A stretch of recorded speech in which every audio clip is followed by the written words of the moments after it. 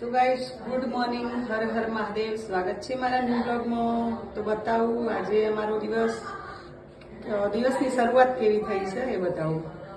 જુઓ, આચલ આચલ રોટલી ચોપડો, બીટુએ બનાવી રોટલી. અને બીટું કર્યું તું?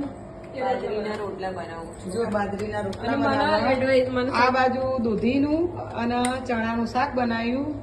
અહીંયા ઘી ગરમ થાય અને બીટું જો રસોડા ઉપર ચડીને જ બનાવો. હા, પહેલાથી મજાતી નહીં એટલે. હા, અને આ જુઓ હે કશું કરતી નહીં. મને સજેશન આવે કે રોટલા બનાવવાનું શીખવાડું.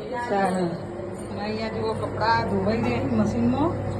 આજે તો થોડા લેટ કપડાં નાખ્યા હતા એટલે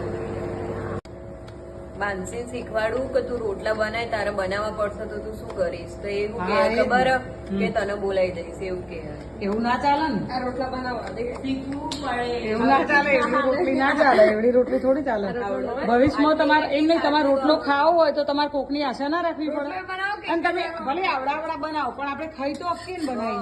એવું જરૂરી નહીં કે તવી જેવડો રોટલો બનાવીએ તો જ આપણે ખાઈએ કાંઈ. તો પછી આ ચાલ વાત સાચી છે ને. સહી વાત છે. તો મને બહુ બોલા મને બહુ બોલા તને આવડે રોટલા? ના નહીં, મારા પહેલા તારે શીખવું પડે ને. બોલો